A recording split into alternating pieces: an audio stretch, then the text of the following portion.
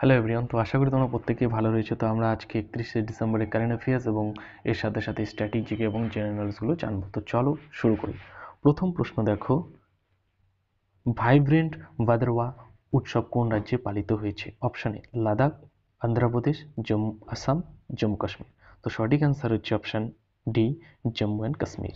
ঠিক আছে, the vibrant Bhadarwah Utsav is being held in the Bhadarwah valley of Jammu Kashmir. তাহলে জম্মু কাশ্মীরের ভাদরওয়া ভ্যালিতে কি হয়েছে? ভাইব্রেন্ট ভাদরওয়া উৎসব পালিত হয়েছে। ঠিক আছে, এই উৎসবের উদ্দেশ্য হলো পর্যটকদের উৎসাহ দেওয়া। কেমন?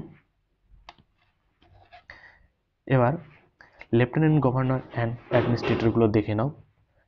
আন্দামান অ্যান্ড নিকোবর আইল্যান্ডে দেখো admiral DK Joshi lieutenant governor. ঠিক আছে, চণ্ডীগড় দেখো শ্রী বানওয়ালিলাল পুরোহিত অ্যাডমিনিস্ট্রেটর। দাদর অ্যান্ড নগর হাভেলির ক্ষেত্রে দেখো প্রফুল্ল প্যাটেল অ্যাডমিনিস্ট্রেটর। ঠিক আছে, আরও একটা আছে লাক্ষাদ্বীপে দেখো শ্রী প্রফুল্ল প্যাটেল অ্যাডমিনিস্ট্রেটর। দিল্লির ক্ষেত্রে শ্রী বিনয় কুমার সাক্সেনা লেফটেন্যান্ট গভর্নর হিসেবে রয়েছে। জম্মু অ্যান্ড কাশ্মীরের হচ্ছে মনোজ সিনহা লেফটেন্যান্ট গভর্নর হিসেবে রয়েছে। পুডুচেরিতে তামিলাসাই সুন্দররাজন অ্যাডিশনাল চার্জে রয়েছে লেফটেন্যান্ট গভর্নর। আর লাদাখে Shri BD Mishra lieutenant governor. ঠিক আছে, এগুলো কিন্তু প্রত্যেকটা ইম্পর্টেন্ট। দ্বিতীয় প্রশ্ন দেখো, সাম্প্রতিক CRPF এর ডাইরেক্টর জেনারেল পদে কে হবে নিযুক্ত হলেন? অনিশ দওয়াল সিং, বিবেক সিং, অনুরাগ সিং আর হচ্ছে নীনা সিং। তো সঠিক অ্যান্সার হচ্ছে অপশন এ, অনিশ দয়াল সিং। এবার Anish Dayal Singh has been appointed as the director general in place of Sujoy Lal হাউজিং থাউসেন। ঠিক আছে, তো এরপরে সুজয়লালের পরিবর্তে থেকে অনিশ দয়াল সিং বসবে। ঠিক আছে, এবার দেখো anise Dayal Singh is a 1988 ব্যাচের IPS অফিসার। ঠিক আছে, who has earlier the director general of ITBP।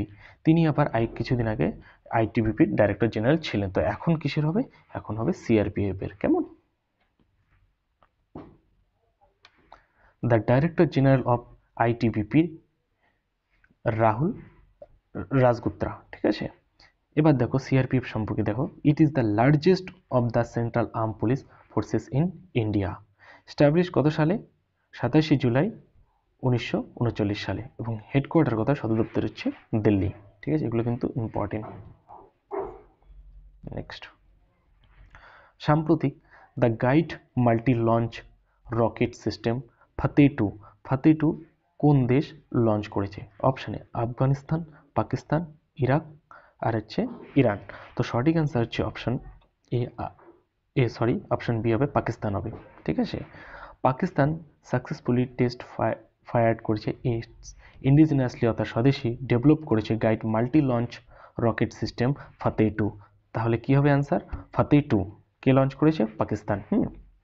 এই রকেটের সিস্টেমের মূল উদ্দেশ্য হলো আকাশপথে অন্য রকেটকে ধ্বংস করবে। ঠিক আছে, দ্য ফায়ার পাওয়ার অফ ফাতে 2 এর পাওয়ারটা দেখো 400 কিলোমিটার। এটা কিন্তু ইম্পর্টেন্ট রয়েছে, 400 কিলোমিটার। নেক্সট দেখো 4 নম্বর, প্রথম ইন্ট্রা ডিস্ট্রিক্ট হেলিকপ্টার সার্ভিস কোন রাজ্য শুরু করেছে?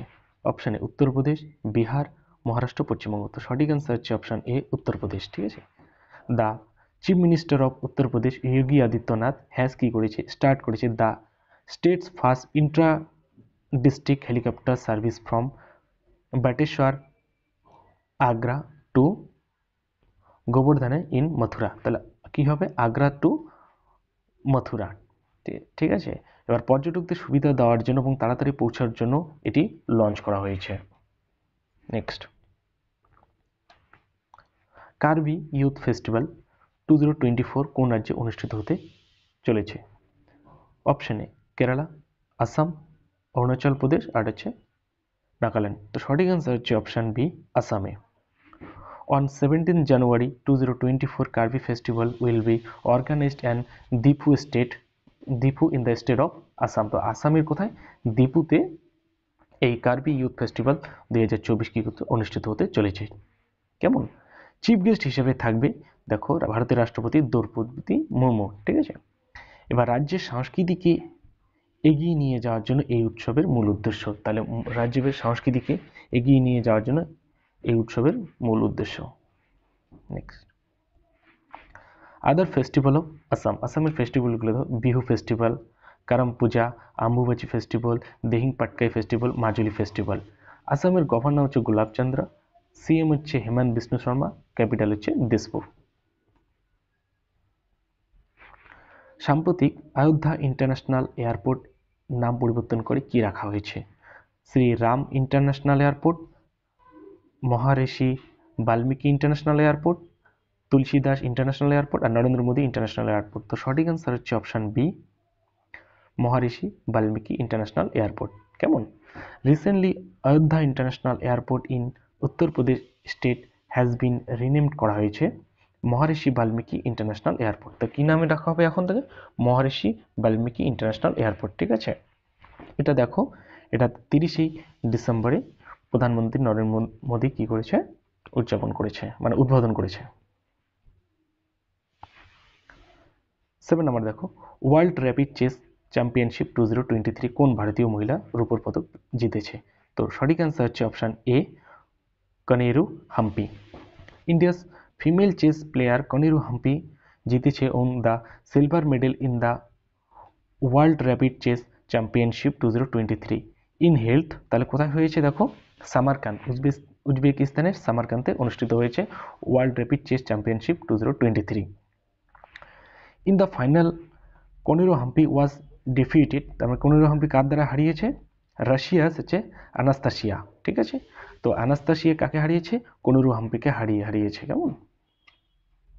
এবার দেখো মেন সিঙ্গেলের ক্ষেত্রে দেখো ম্যাগনাস জয়ী হয়েছে আর উমেন্সের ক্ষেত্রে হচ্ছে আনাস্তাসিয়া। ওকে, এই দুটা ইম্পর্টেন্ট রয়েছে। 8 নম্বর প্রশ্ন দেখো, সাম্প্রতিক কোন রাজ্য প্রথম সাবমেরিন ট্যুরিজম প্রজেক্ট লঞ্চ করেছে? অপশন এ গুজরাট, তামিলনাড়ু, বিহার আর হচ্ছে আসাম। তো সঠিক অ্যান্সার হচ্ছে অপশন এ, গুজরাট। এই দেখো, এটা একটা সাবমেরিন। কেমন?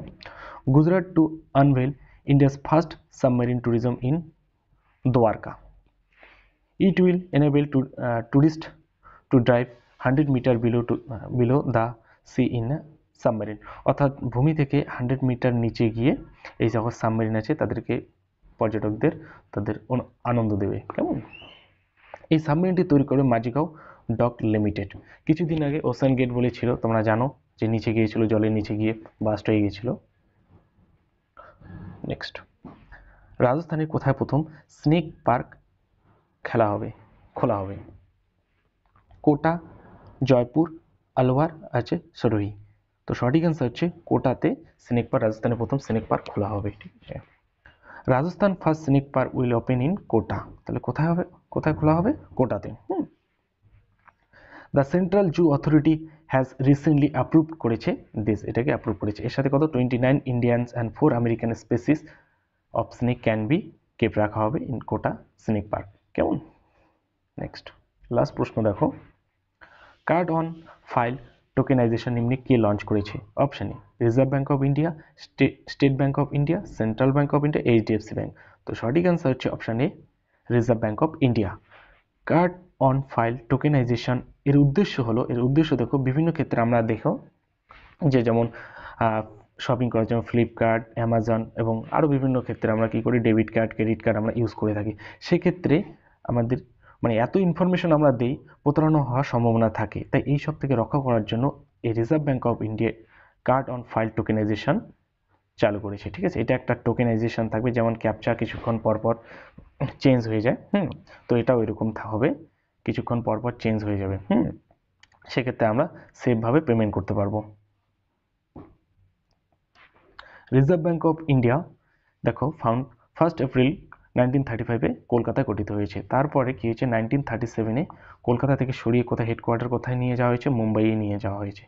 ফাউন্ডার হচ্ছে ব্রিটিশ রাজ, গভর্নর হচ্ছে শক্তিকান্ত দাস। তো আশা করি ভিডিওটি ভালো লাগলো। তো দেখা হচ্ছে নেক্সট ক্লাসে।